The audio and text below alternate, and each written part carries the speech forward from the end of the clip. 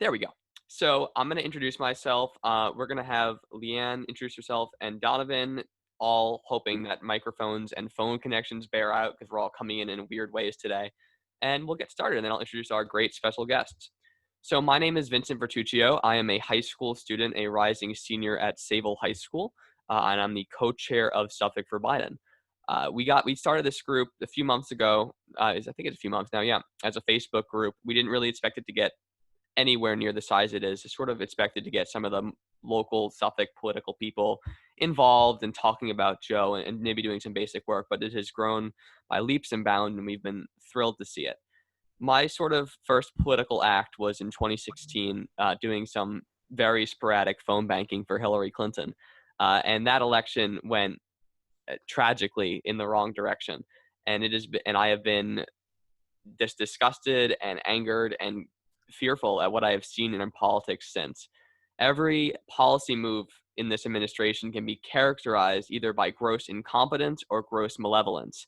You either have an issue where he is directly attacking the rights of a group, like LGBT rights, where he's attacking queer people and trans people, or you have an issue like foreign policy, where it's just gross incompetence, eroding confidence in our allies, and just sort of destroying our stance in the world and our global standing. I don't know if you guys saw the Axios interview the other day with Jonathan Swan, which produced a number of very interesting facial reactions that'll be meme formats for all of time. But some of the things that this president says are just jarring, and they're almost unbelievable. When he was confronted with the nearly 158,000 now deaths that have occurred under his term, most of which were frankly avoidable deaths that are a consequence of his incompetency on this COVID. He said it is what it is that these people are dead. He bashed John Lewis in his death in saying that he didn't come to my inauguration. Why should I care about his history as a civil rights leader? He pulled out these kindergarten style graphs to try to justify the mass suffering and death that we have encountered under his term. Consequences of electing a reality TV star whose business success is only a result of his father's money to the presidency. So hope you enjoyed my weekly venting session with all of you. Carol? But with that, I'm going to toss it over to Leanne. Carol, how do I get the sound to work? Introduce yourself. Mute everyone. If we can. If you unmute everyone, then you can speak. Are you there, Leanne? Okay. I'm here. I was just waiting to see if you were going to mute everyone, because then I was going to have to unmute myself. So I've got it person by person, so you're good to go. Can you guys hear me? Yep, you're all good. First of all, thank you. Great. Thank you, everyone, for coming. I know it's been a really trying week with the storm and the PSEG mess of not being able to report all kinds of outages, and it's just a hot mess. So thank you for coming. I'm very thankful that we'll be having our guests join us, because I'm sure they're having a very busy week. One of our guests is Senator Jim Gaughran, and of course this disaster kind of lands squarely on his lap, along with the Long Island Six. So I'm sure it's been a busy few days, so I appreciate everybody signing on. If you have not met me, my name is Leanne Barty. I am a mom of four. I am a former candidate myself. I ran for Islip Town Council. Fortunately, I just missed. Like Vincent, I am a co-chair for this group and never dreamed it would be what it is today. I'm thankful to see it, because it's really exciting to see and getting ready to mobilize other people in our community to make a difference this November. So I thank everyone for being here and playing a part in that. Vincent just went off and explained the minute reasons, because there's so many, of why Trump needs to go. But I also want to point out not just why he needs to go, but why Democrats need to stay. If we just look at today, AG Tish James is taking on the NRA without pushing for local elections top to bottom, without taking care of home and not just on a federal level. We would not have AG Tish James in there. It was a massive effort in order to make sure that we got the legislature and that we kept the seats we had and expanded on them. And now, because of that, elections and overall Americans could be safer moving on. When I'm thankful and optimistic that she will succeed. And that is something that could be really historic going forward. So these are really big reasons why we really need to continue the work that we do both here and on the national level for Joe. So with that said, I plead with you, please make sure you don't just come for meetings.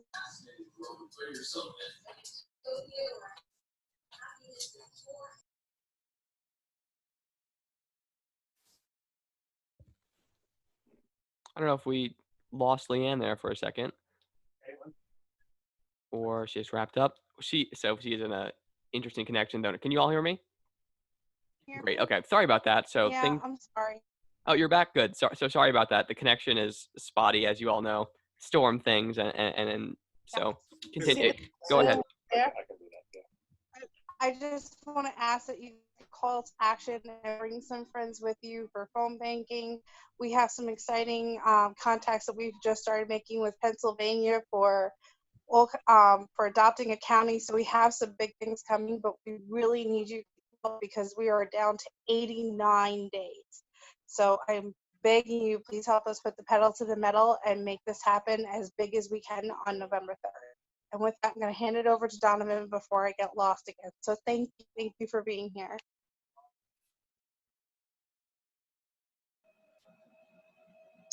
Good evening, everyone. I hope you all can hear me. All good. My name is Donovan Curry. I ran for the position of ISTA treasurer last cycle. As you can imagine, myself and Leanne, we weren't successful, but that's not stopping us. We have an important task ahead to elect Vice President Biden as President of the United States. Along with Vice President Biden, we really, really, really need to elect a Democratic Congress and Senate. With the Democratic Senate and Congress, we also need to elect local officials. That's where it all starts. Right now, we have almost nobody on the bench. We have a few young people that are really bright, that I'm really looking forward to work with. Among them is Vincent and Leanne.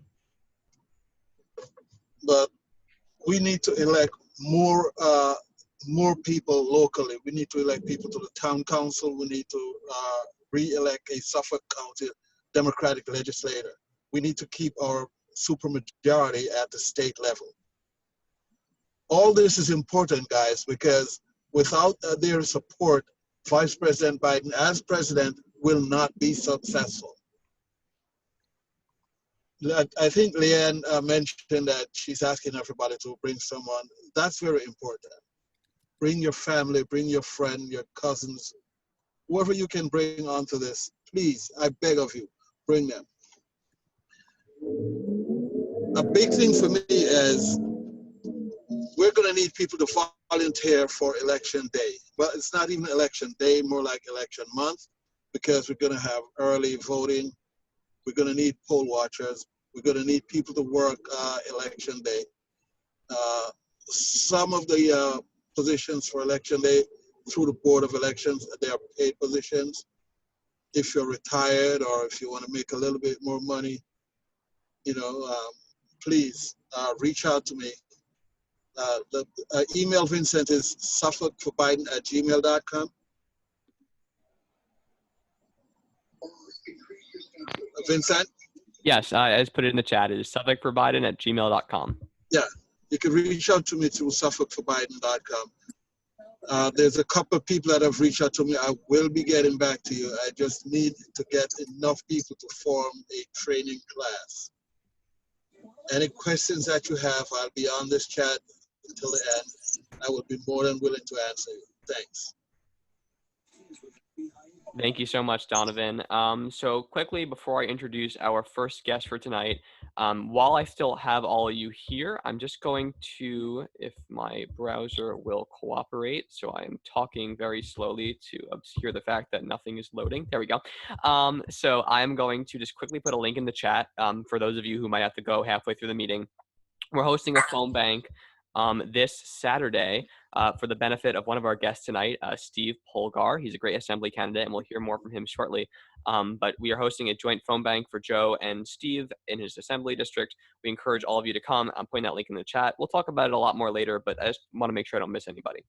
All right, so that's now in the chat. With that, I'd like to introduce our first guest, and that would be State Senator Jim Gaughran. So my grandfather was involved in Suffolk Democratic politics for a long time. His name is Phil Alloy. I don't know if you know him, but I mentioned the state senator, and he just did a whole thing about how he has been running for all sorts of offices for all these years and fighting for so many important issues in Suffolk, from whether it be water quality, running in tough races, running in easy races, and making sure that we're represented well. So I'm thrilled to have him, thrilled to have a great representative for Suffolk in the state Senate. And with that, I'd like to introduce State Senator Jim Gaughran. Well, thank you so much, Vincent. And it's so good to see so many people. I don't know if I see Chris Alfaro yet, but I know he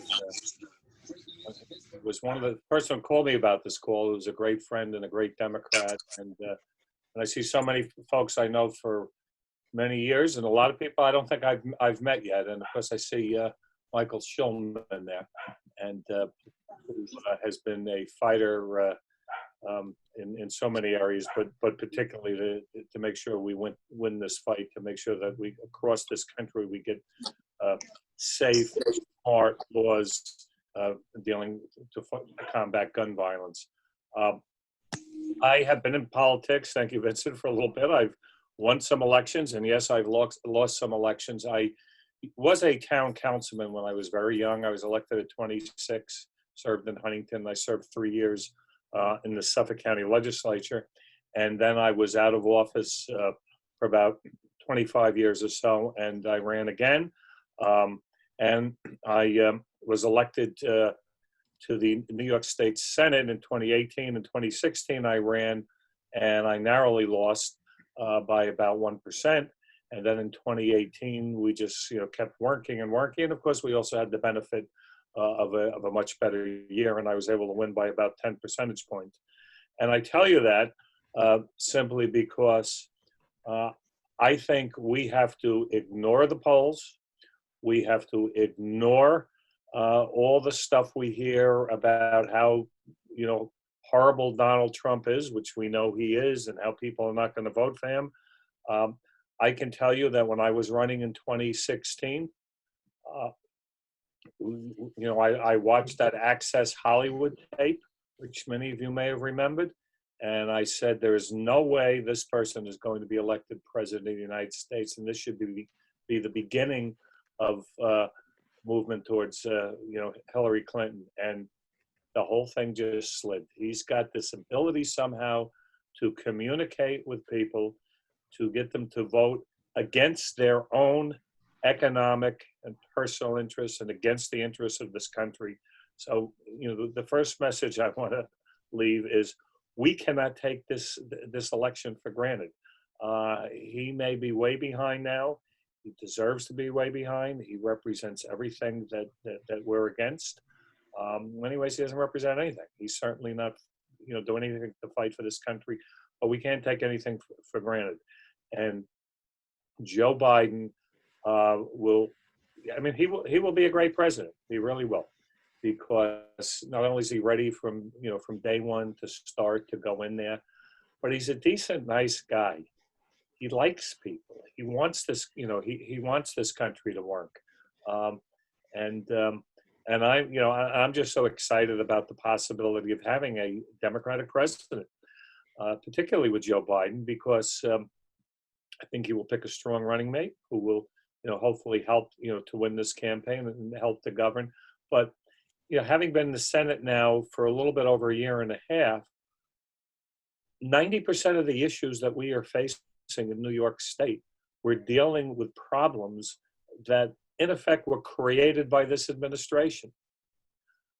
He started, when you think of what he did to take our ability as Long Islanders, as New Yorkers, to deduct our state and local property taxes, the SALT tax, that's like a $5,000 tax raise for the average family in the state of New York.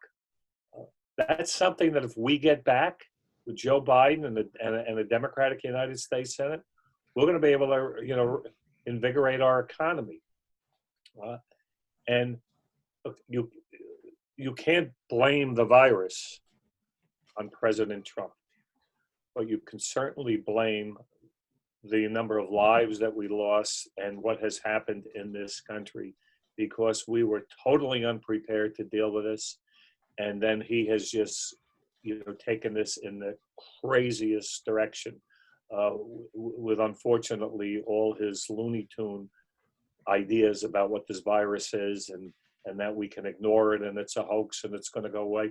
No, you probably know people. I've known a bunch of people who have died because of this, and I get criticized by some people who call me at the office. I answer all calls, for voting to give the governor emergency powers to deal with this crisis. Well, you know what? I'm glad I took that vote, because he showed the leadership, stepping up, turning this, turning what was unbelievable in terms of the numbers that we were getting, because we're the international center of the world in the state of New York with our airport, with everybody that comes in and out. It's amazing, how low our numbers are compared to where we were before. And now we're seeing what's going on in the rest of the country, because we're not listening to science.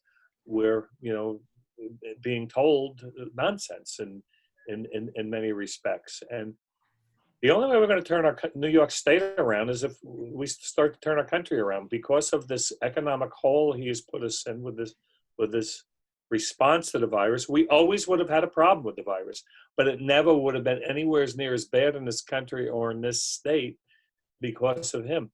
We are desperate in need of economic funds so that we can keep New York State going. We had to borrow money just to meet the payroll, to pay the schools. If we don't get our money from the federal government, just to get money back that we've been sending, as much more money down year after year, and not getting anywhere near as much back as we send, which is fine. We want to help other states. We want to deal with issues of floods and fires. But it's now our turn. We need help. We got hit hard by this, and we have a president of the United States as well. You're a blue state, so we're going to keep taking much more of your money and sending it to places like Kentucky, and you guys just fend for yourself. So hopefully we're going to turn that around, but we shouldn't have to have these fights. We should all be working together as a nation. We should be working on a bipartisan basis as a nation, and locally and in our state governments, to solve problems. But we just have a president of the United States, the first president in my lifetime who has actually developed a public policy of trying to divide Americans for his own personal political ambition. I look at some of the folks who've been, around as long as me, and look at, we can think back to, George, the two President Bushes, that brought us into wars that we probably shouldn't have been in. Okay. But at the end of the day, they did have a core sense and value for the protection of this country. Richard Nixon at least had the sense and honor to know that he had to resign at some point because of what he was doing to this country. This man, quite frankly, I don't think could care less. And he's a threat to our democracy. And in Joe Biden, we have somebody who will just step in there and start to steady the ship.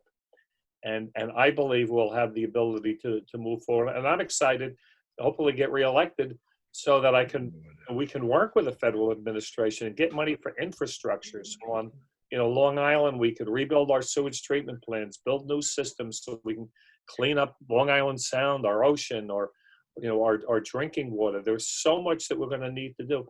We're never going to do it with the situation that we have now in Washington. So, I appreciate the opportunity to come on this call. I know I've been rambling a little, but we are going to, totally want to coordinate our campaign with the Biden campaign, because honestly, I think it's what we need to do as a nation, but also I think it'll be very good for my campaign as well, because even though my district narrowly was won by Hillary Clinton, I can tell you right now, that even a good percent of Republicans in the 5th Senate District, which is most of Huntington, and the other half is in Nassau, Oyster Bay Town, and the city of Glen Cove. They are almost embarrassed, and many of them even fearful. So I thank you so much for this opportunity, and thank you for what you're doing to make sure that we win this year. And really appreciate you coming. Thank you so much, and thank you for all your work in the state senate. We appreciate it. So and we're gonna take a few questions. It's about 5 minutes of Q&A. So if you have a question for the, oh, sorry, Leanne. I don't know. We can't hear you. Unfortunately, you broke. We just heard like a little breaking in there, and then it cut out. All right.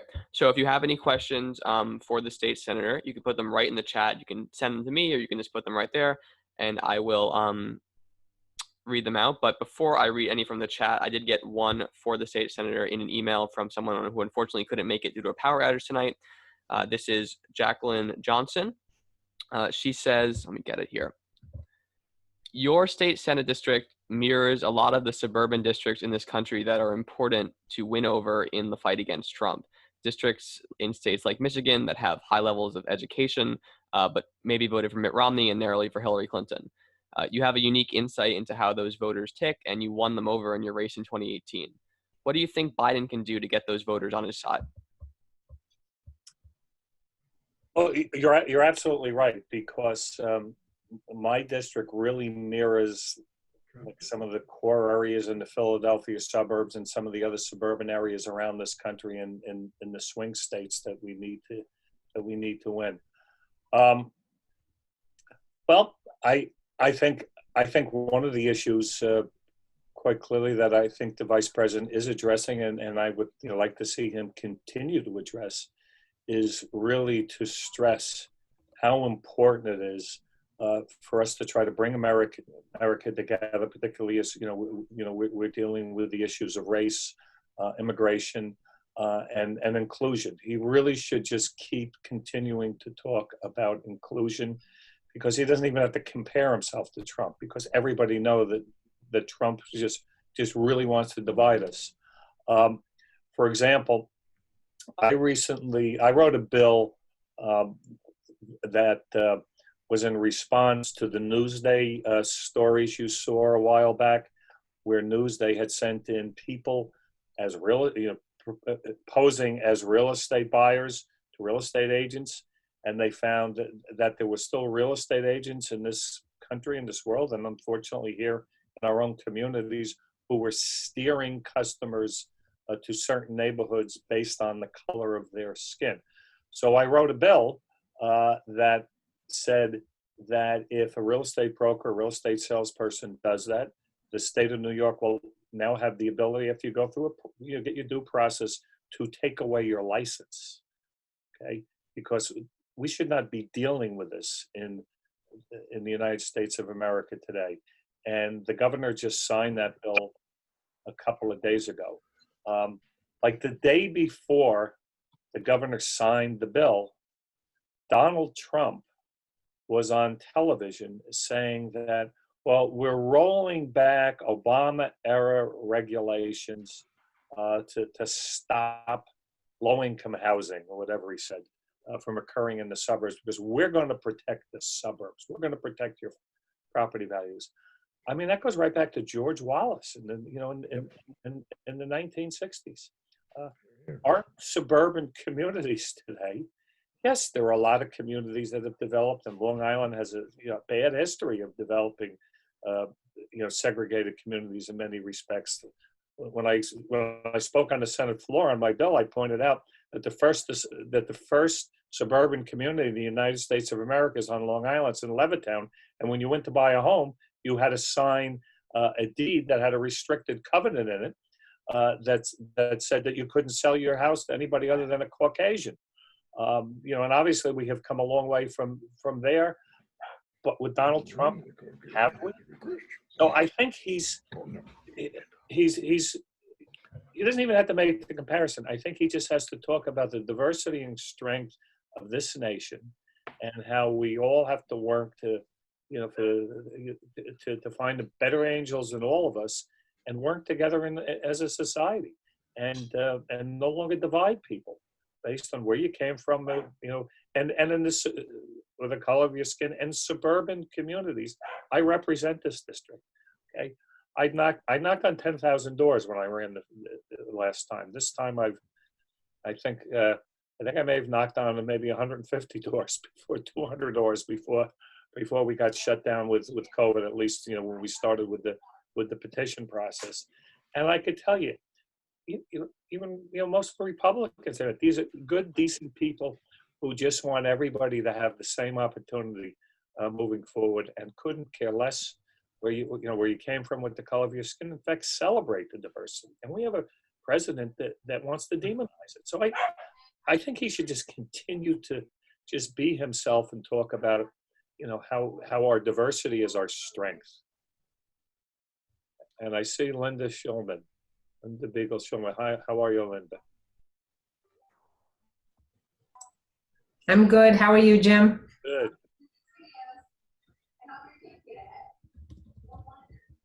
Alrighty, so a few more questions here. So Josh Banfield, who was a school board candidate recently in Massapequa, so kudos to him for that. He says, "Hi, Senator Gaughran. Do you support the recent push to raise taxes on billionaires in New York as a way to help with some of the revenue shortfalls?"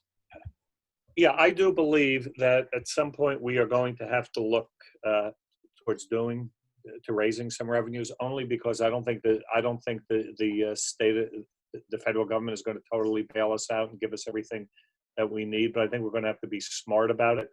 We can't do it in such a way that, particularly with the loss of the SALT deduction. But I think if we look at the very, very high income levels, asking some billionaires to pay a bit more, I think that makes sense. We have actually Andrea Stewart-Cousins, who's the Democratic Majority Leader, who I was very proud to vote for because she has been an outstanding leader of the state Senate. She actually has developed a revenue committee where we're looking at different possible revenues to try to see if we can implement to help us get out of this COVID crisis. But one of the issues we have to recognize is that even if taxes were raised today, you would not generate any money until the year 2022.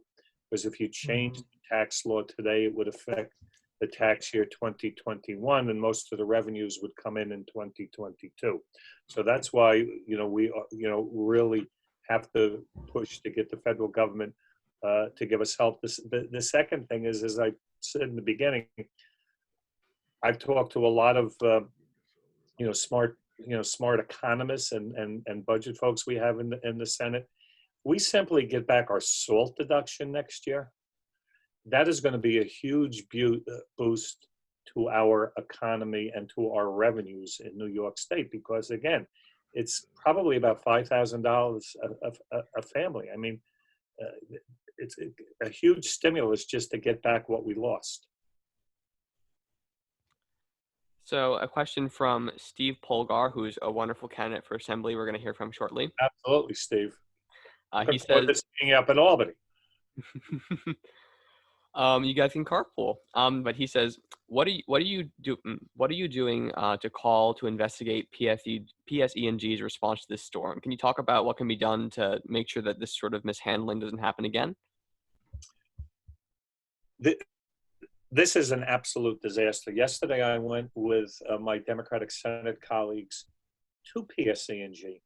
We held a press conference, and we're hoping to be able to talk to them, because if many of you have tried to call them to find out, where your power is, I happen to be at my mother-in-law's house, trying to figure out how to use her computer, because I have no power, but I can live without power. But I've been taking calls all the last few days from people who need oxygen so that they can breathe. People have serious medical issues that do not have power. I got one of the mayors of one of my village called, and he said, "I don't know what to do. We have to respond to a 911 call on certain streets. We can't get in there because of downed trees, and we can't do anything with the trees because of the downed wires." So in a nutshell, PSE&G has totally failed us. But it isn't just PSE&G, it's the Long Island Power Authority. Because PSE&G contracts through the Long Island Power Authority to provide the electrical services. In 2013, when the Long Island Power Authority Act was revised, they call it the LIPA Reform Act. That's when they turned over the system to PSE&G. They took away the authority of the New York State Public Service Commission to oversee the rates and to oversee the and to oversee basically the operations of this giant utility that's now operating throughout all of Long Island. The Long Island Power Authority has the responsibility to oversee them. They haven't been doing it. One of the provisions that's in the law and in the contract is that on a regular basis, PSE&G and LIPA are supposed to revise their storm emergency plans and do drills and tests of their storm emergency plans, including their communication system. I have been asking PSE&G in the various calls when we've been able to get through in calls. They do, elected official calls. When the last time any of that was done, because it's supposed to be done on a routine, probably at least a yearly basis, they still cannot get back to me. So there is going to, we're going to hold huge hearings to figure out what went wrong, and it's going to have to happen fast because we're going to get another storm. You know it. We're in hurricane season. You're absolutely right. Thank you, Senator Gaughran. I have a quick question. Why do we have one monopoly after another? Could we please have some competition? We're paying the highest rates and we have the worst service. Well, I would love to see if we could find a way that we could actually get a monopoly in the electric service. I really wish we could, but in the meantime, and there's a lot of, there are a lot of logistical issues to that. Theoretically, if a municipality wanted to create its own utility system, it could do it. And that may be one option going forward. But in the meantime, we're just going to have to, get some better regulations. I actually wrote a law that Assemblyman Fred Thiel, who represents a part of the East End in the Assembly, he and I put in this law that for the first time gives the Public Service Commission the authority to go after LIPA and then also PSE&G if there is a finding of fraud in an audit. And it's on the governor's desk, and I hope he signs it. And you may ask, well, why does it have to get to the point where it's only has to at least be fraud before you can even go after them? Well, that's because the LIPA Reform Act basically carte blanche gave them total authority to do just about anything they want. So we got a little creative and said, well, at least if it's fraud, we should take action. Believe it or not, their lobbyists are pushing now to try to stop the bill from getting signed.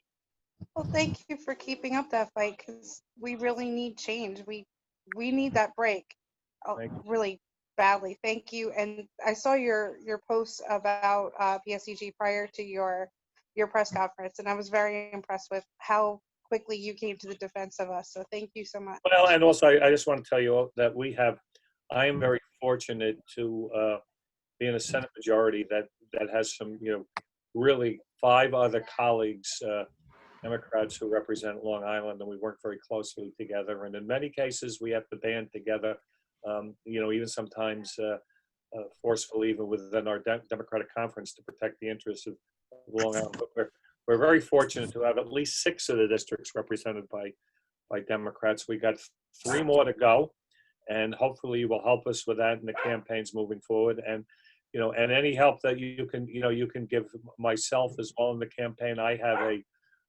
a Trump zealot who's running against me, who's independently wealthy, and the seat I'm holding, has not been won by a Democrat since Harry Truman was president. So, we got phone dialers we're setting up this weekend. We're happy to coordinate, as I said before, with the Biden campaign because, in so many respects, his message dovetails my message. That's wonderful. I'll personally be happy to reach out to you, Senator, and make that happen. Thank you, Karen.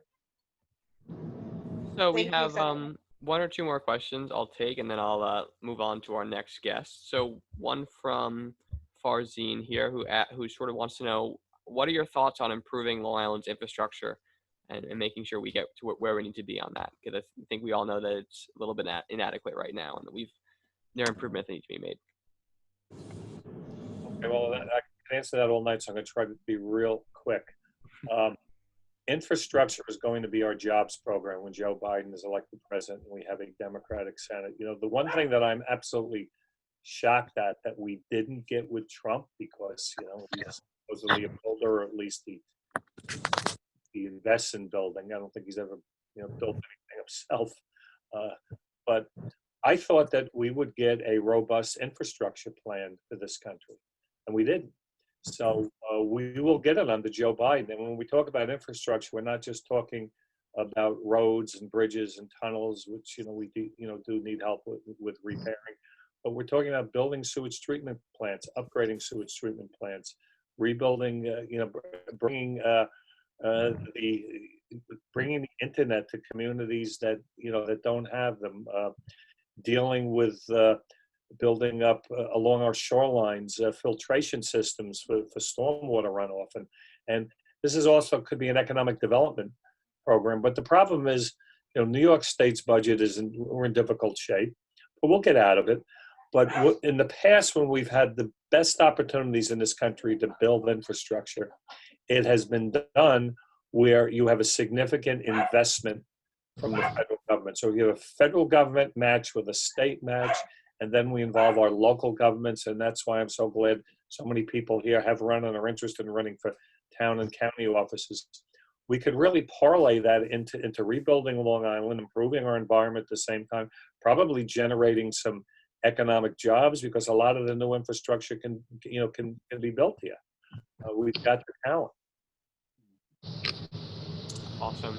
So our final question I'm going to take today for Senator Gaughran is from William Slicer, who ran for assembly as well. A lot of candidates tonight. And he asked whether you have any thoughts on the New York Health Act. Well, I believe that we need to really get the main leadership from Washington and Joe Biden's plans to basically expand the ACA and figure out a way that we can provide health insurance to everyone. The New York Health Act is a plan that would just be for New York, that would be modeled after the Medicaid for All plan, but it would only be allowed if the federal government would give us a waiver on the Medicaid program and on the Medicare program. I have the one issue that I have with the way the New York Health Act is written now is that it doesn't detail how it will be paid for. It just said that there'll be some future progressive taxation that isn't defined. And, you know, and I want to make sure that that doesn't include taxing people's pensions, that I want to see what the rates are. I want to see, you know, how it would impact the people that I represent. But I think we're probably going to be in a much better shape if we can solve our healthcare problem as a cooperative effort, you know, with the Biden administration and Congress in New York. Then I think, you know, that we can start right away with figuring out a way we ensure the 6% of New Yorkers that don't have health insurance. Thank you so much, State Senator, for joining us. I really appreciate it. We're definitely going to get in contact with you and coordinating on campaigns. We're thrilled to have you at the Voice in Albany, and thank you for taking our questions. Well, thank you so much for inviting me. We're happy to have you.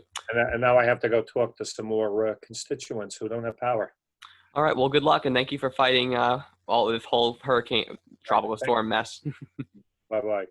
All right. So with that, I'd like to move on to our next special guest. So this is a credible person here on Long Island. This is Steve Polgar. He's running for New York State Assembly in a district that is the epitome of a swing district.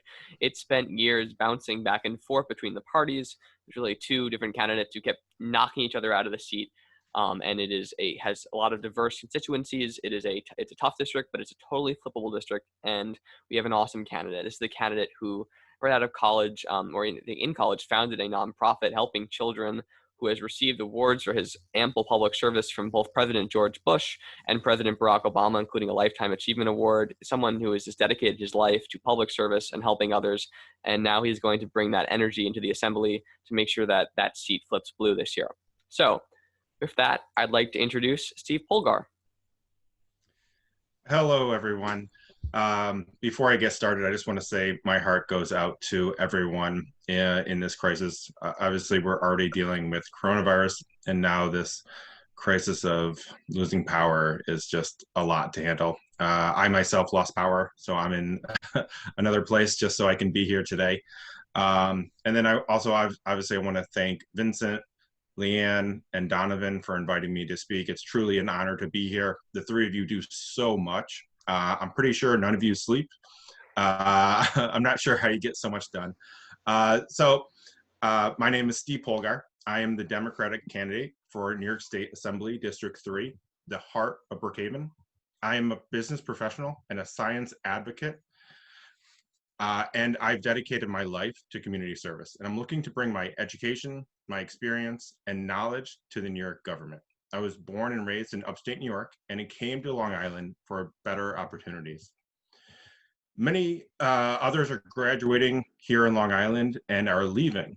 And I understand that with the way things are. And I want to help transform the area so the most educated people can stay here in Long Island and grow and start families here.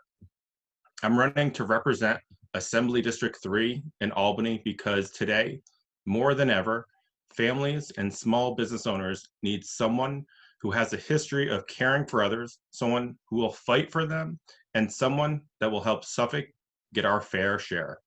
We have a passionate team dedicated to improving the lives of New Yorkers. Now, we have a lot of work to do to plan for the future. A future where New York is the leader in healthcare, a modern electrical grid, high-speed rail, the best schools, and growing small businesses.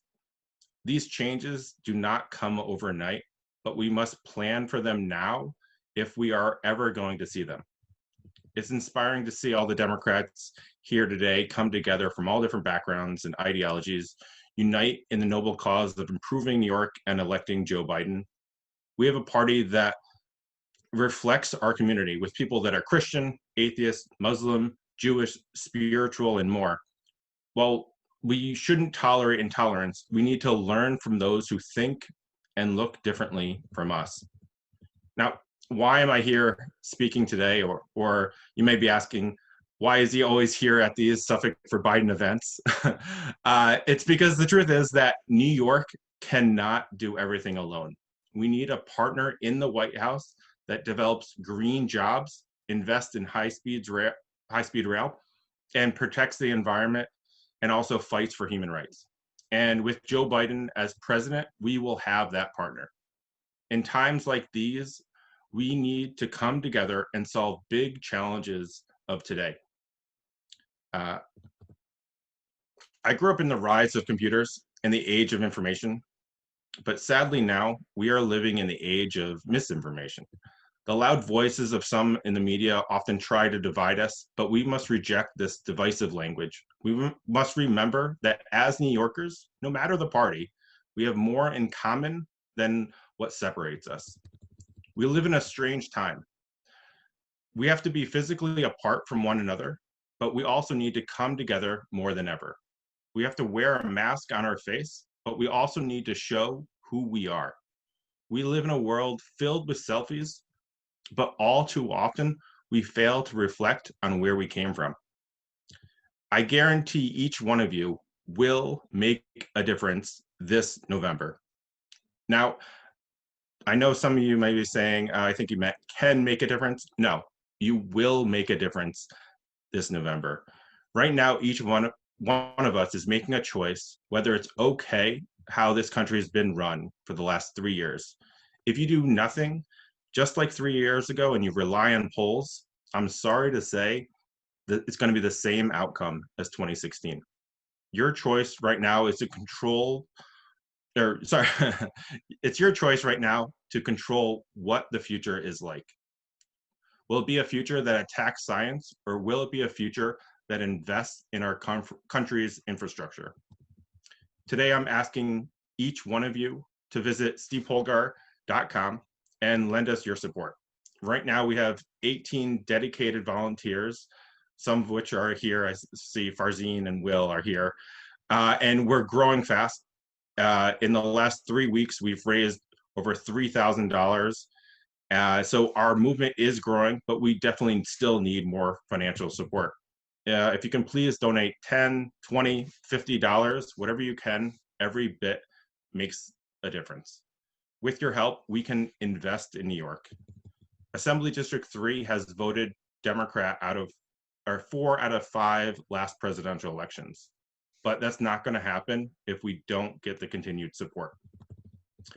Please join my campaign for a free event this Saturday evening. We have Rich Schaefer, Dwayne Gregory, Kara Hahn, Bridget Fleming, Jason Richberg, Valerie Cartwright, and Shoshana Hershowitz.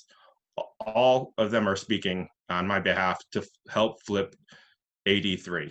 It's like an all-star game of amazing Democrats that are dedicated to helping out Suffolk County. Again, thank you for having me for this event, and I'd love to answer any questions that you guys have. And thank you so much for coming. We really appreciate it. And thanks for running and everything.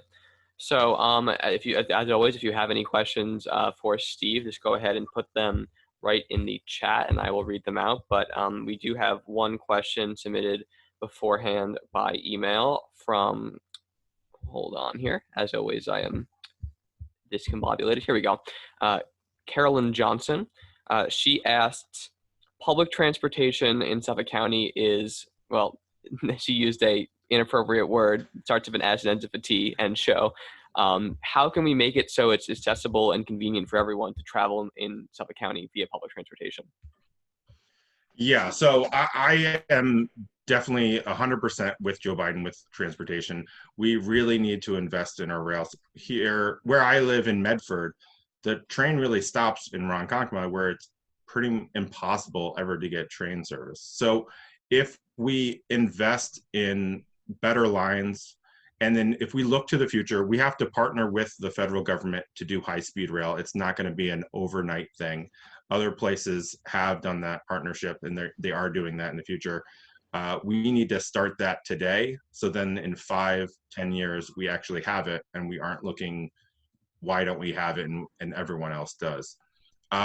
We have to definitely invest in more buses, because I think that will have a huge effect on businesses. If someone lives in a certain area and they can only work in their little area where they can travel to, they can only apply to those jobs. With better public transportation, businesses can hire more people and get better people for those jobs. It will help Long Island in so many different ways, and especially for tourism. When you go to other places, say like Breckenridge, their bus transportation is completely free within that place. That helps with tourism. It helps for people working there, and it all around benefits the community. So I agree with how they feel. Yeah, it's I wasn't gonna read it, but I don't disagree with it. So hold on here, I got a question. I'm trying to read through. Here we go. From Darcy Stevens. Your opponent is the king of divisive language, accusing you of supporting anarchists and welcoming gang members. Sounds like the Long Island Republican playbook to me. How do you plan on responding to this and countering this type of rhetoric? Yeah, I mean, some of them are just silly. I mean, he said that I had no public service in an email. So we respond to them every so often. It's just, some of them it's just silly. I mean, I think my job isn't to be decisive. It's to try to bring people together. And I think if you look at the people that are speaking on my behalf for Saturday, we have a diverse group of people that are bringing Democrats from all different kind of spectrum and coming together to say, you know what, we have to work together and we have to win. And it's not only Democrats. I mean, I have people that are supporting me that are libertarians, that are Republicans. So we need to definitely bring people together. I think he doesn't really have anything to show that he's done for this community. So he can't really name really anything that he's done to bring it. So he has to try to make up silly attacks. So I'm not really bothered by them. So Michael Schulman wants to know your thoughts on gun safety legislation. Hi, Michael. Michael and Linda are some of the greatest gun safety advocates in America. So I just obviously want to thank them for all that they've done. I agree with them that we need to fight ghost guns here in New York, and that we have assault rifle ban here in New York that we have here. That's helpful. But the problem is, other states don't have the same laws that we have here in New York. So we can have certain rules, but it's extremely easy for someone to drive to a different state, buy a gun, and bring it here. There's no checks, there's no nothing. So people do that all the time. So the safety of New York really is reliant on the federal gun safety laws. For me, I grew up in upstate New York. I wasn't a hunter, but my dad was. So I'm not advocating to take people's guns away. I think, safe hunting is actually good. It reduces car accidents, things like that from deer.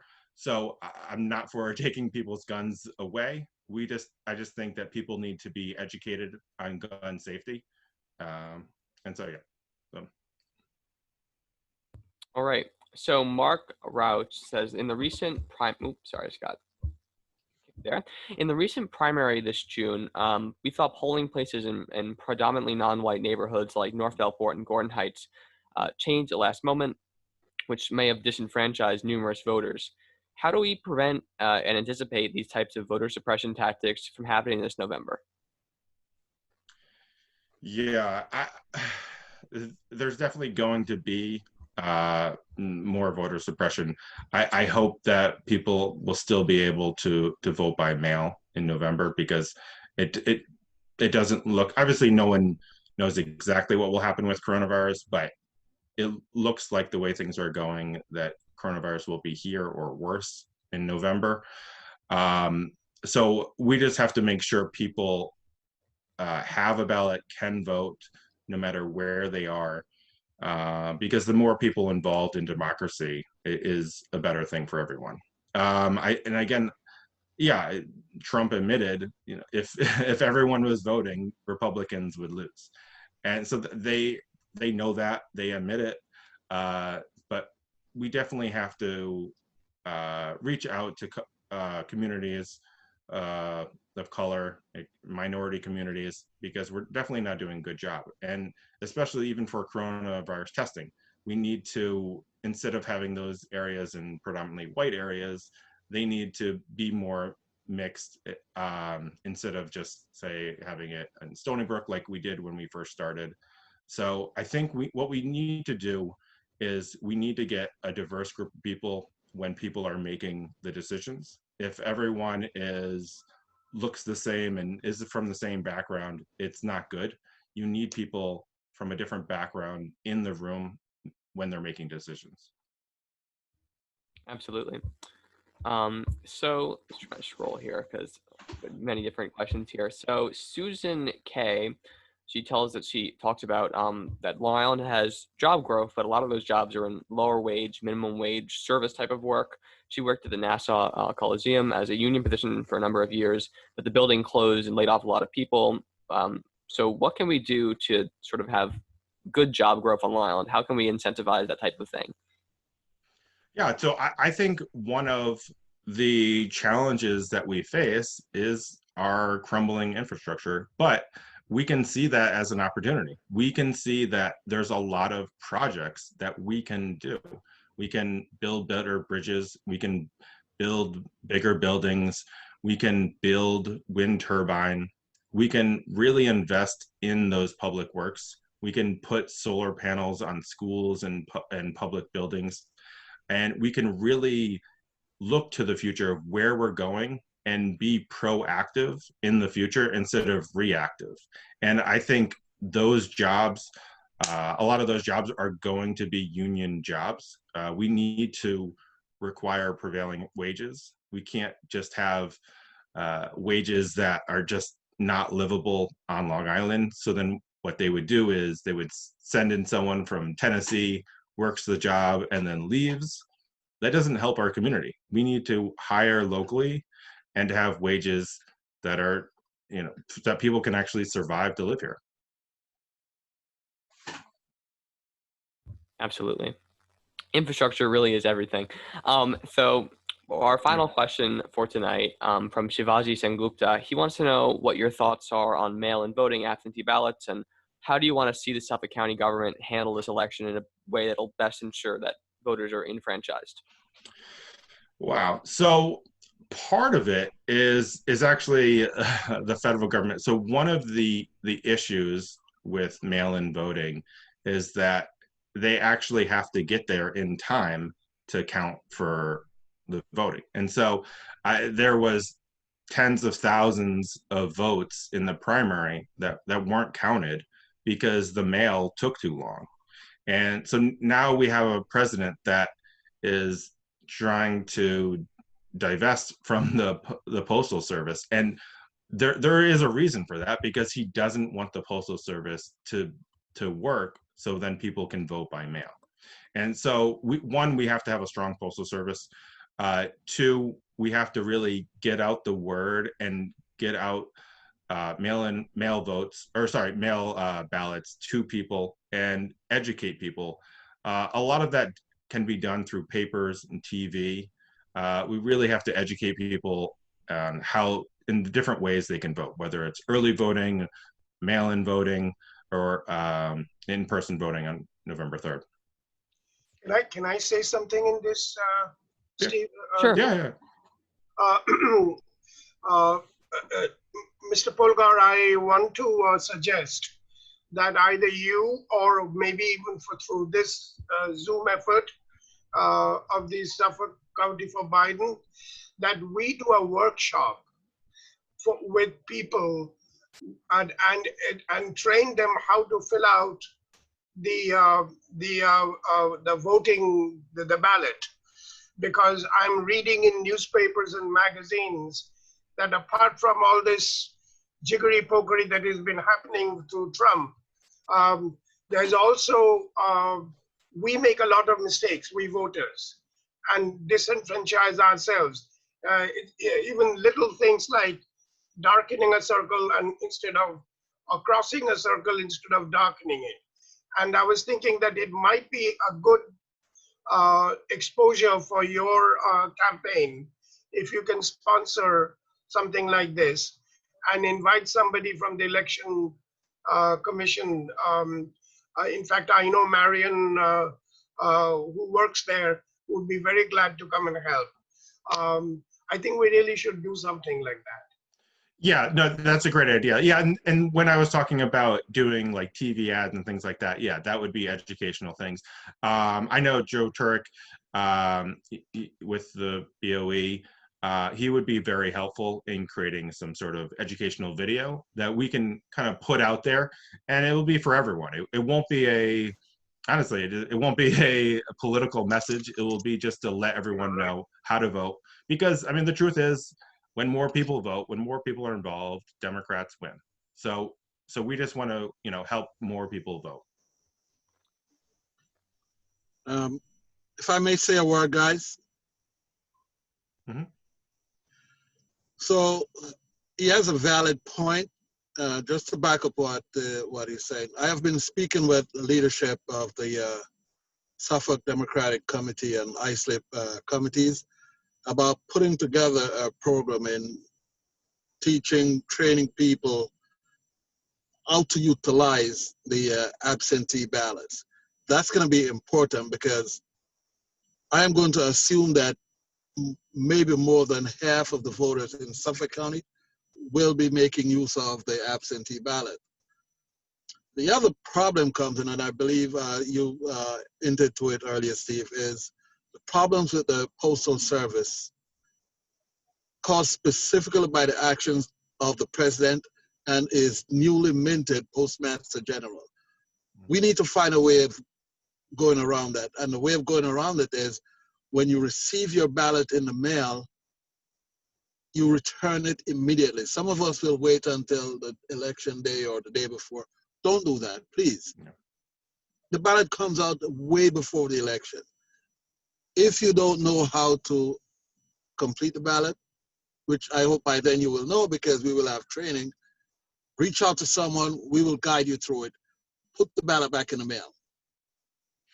Yeah, so I guess on Suffolk's side, I guess they could look at what's the longest possible time that if someone mailed it on the very, very last day, the last second, how long it would take. They might have to change the date on when they would accept mail votes. So that would take an act of the state legislature, Mm-hmm. the state assembly. The state assembly they're the only one that could change that. That's a state law. It cannot be changed by the county. Yeah. So, instead of depending on that, the ballot comes about 2 to 3 weeks before election day. It comes in time for early voting. Put it back in the mail. No. I'm going to be stressing that from here on in. Put the ballot back in the mail. Do not hold on to it. If you don't know how to complete it, ask. Can I make another suggestion, please? I'm sorry. Sure. Today in Washington Post carried an article about Nancy Pelosi and Chuck Schumer meeting with the Postmaster General and writing him a letter recording everything that these three people talked about and agreed upon. And the Postmaster General promised these two people that there will be no intentional, and he did say that, intentional mistakes with the mail-in votes.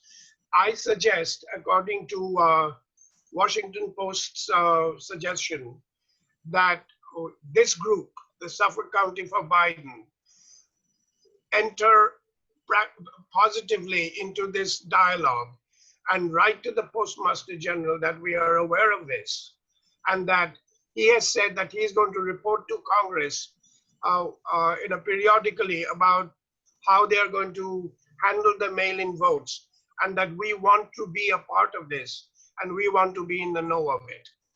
And I think that, I don't know whether such letters will do any good, but at least it will show that citizens are concerned. Definitely something to consider. That's not a bad idea. So we'll have to think about that because it is, as we've all said, such an important issue, mail-in ballots, and so critical in this pandemic election. So with that, I'd like to say thank you so much, Steve, for coming today. We really appreciate it. Thank you for taking all of our questions and speaking at length. We're really excited about your candidacy. And with that, my seamless transition into our upcoming events and things, one of which involves the great Steve Polgar. So our current most recent pressing Suffolk for Biden event is a joint phone bank this Saturday. So we are calling into Steve's Assembly District for Steve and Joe Biden. We are reaching out to voters there. It is a big swing district here, as Steve said, Assembly District 3, and we'd really love to have all you guys there. This is at 10:30 a.m. this Saturday, August 8th. So I am going to put that in the chat right now, and I'm going to label it because I have like 1,000 links I'm going to throw in this chat, so just prepare for that. So this is our first event. It's going to be great. And as always with our events, if you come, I will take down your address and mail you a free Joe Biden sticker. And the link is now in the chat for that. And if you just allow me a moment. These are what those stickers look like because I have actually never managed to put this box next to me before these meetings. So I'm always dancing around here. But they're great. Bumper stickers, you put them on your car. They're the fancy kind that you can pull right off. Wonderful stickers, and they have a lot of them. And thank you, as always, to Christian Alfaro from the Huntington Town Democratic Committee for providing us with these. that is our first event to benefit a great candidate, someone who came as speaker tonight. I'd love to have you all there.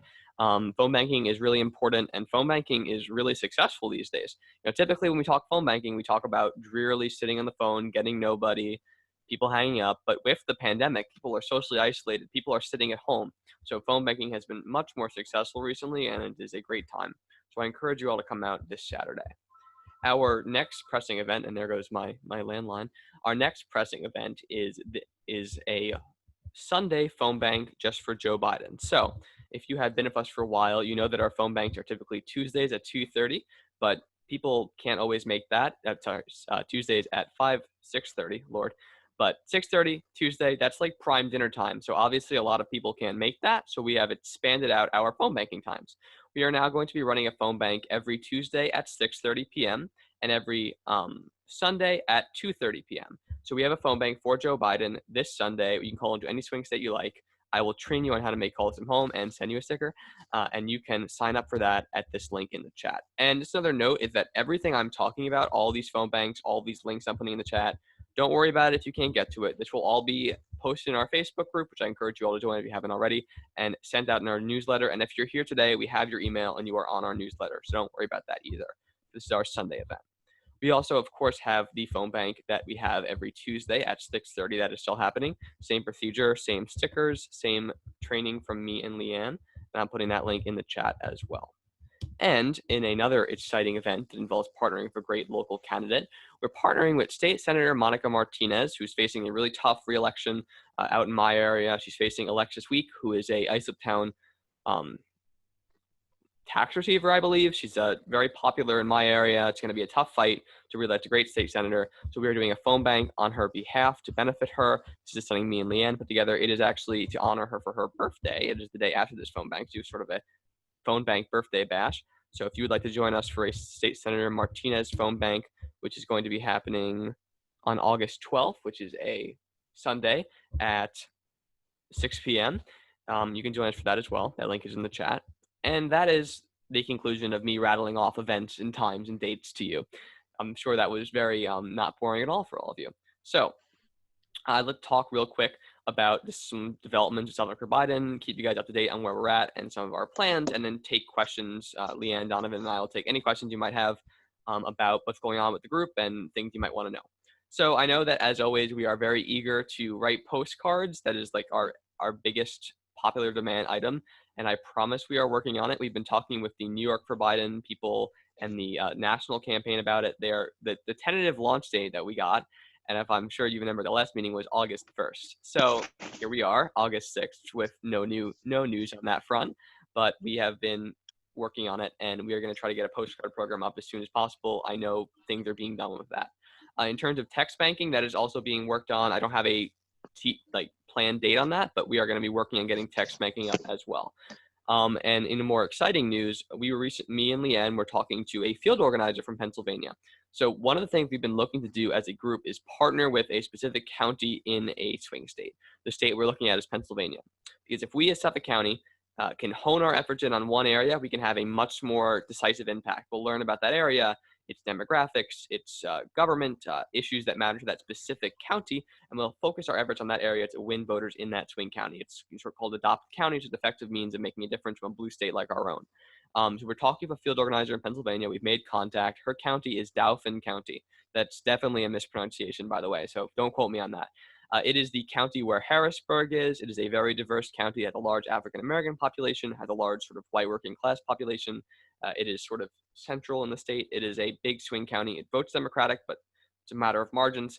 So we're going to have to get a big vote out in Harrisburg for Joe this November. So we're looking to partner with them. So you may see some more exciting developments happening there. And that would, of course, relay itself into a postcard program, a text banking program, a phone banking program, all through the Pennsylvania Democrats, so we can focus our efforts there. Those are our immediate things. Additionally, as always, as Donovan said at the beginning, we are looking for poll watchers because, as we all know, the Trump administration recently, due to some court orders, the Trump campaign is now allowed to send poll watchers to the polls. These are millions of trained people who are going to stand at polling places across America.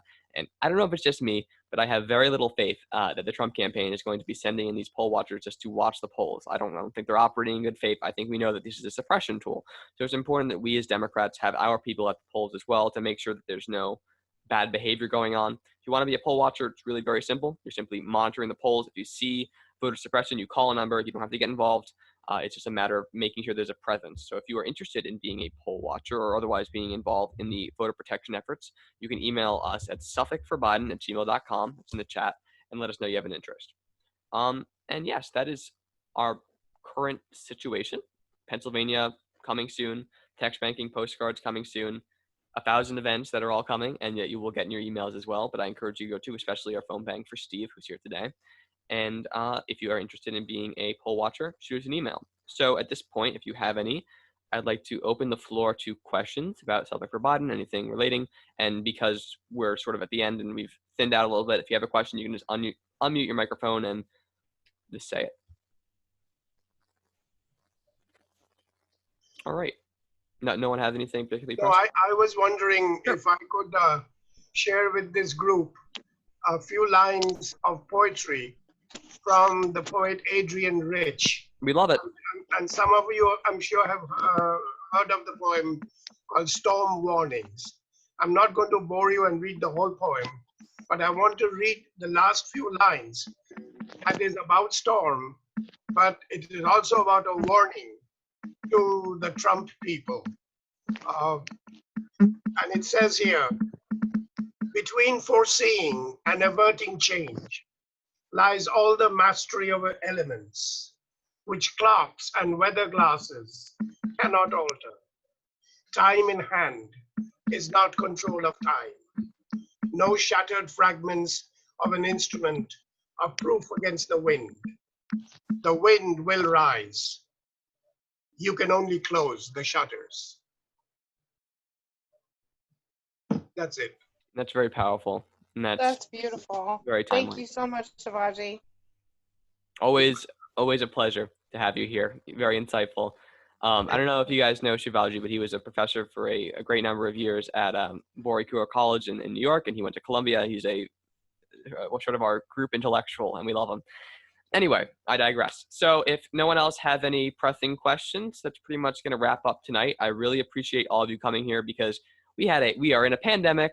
We had a storm, power is out, internet is down, and yet all at one point, 35 of you, took the time out of your Thursday evening to come to a long meeting to hear me drone on about events and to hear from our wonderful guests. And I really appreciate you taking the time out of the day. As Steve said, you will get involved and we will make a difference this year. So Thank you. We love seeing you. Please join us for some of these events. Use some of that pent up energy that we all have, or that anxiety to get some work done and crush Trump as much as possible. And I would love to see Suffolk go at least purple, if not blue, all the way. all right. Thank you guys so much.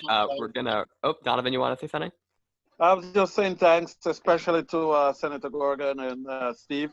Steve, Yes, I thank will you. see You you both at did your great. event.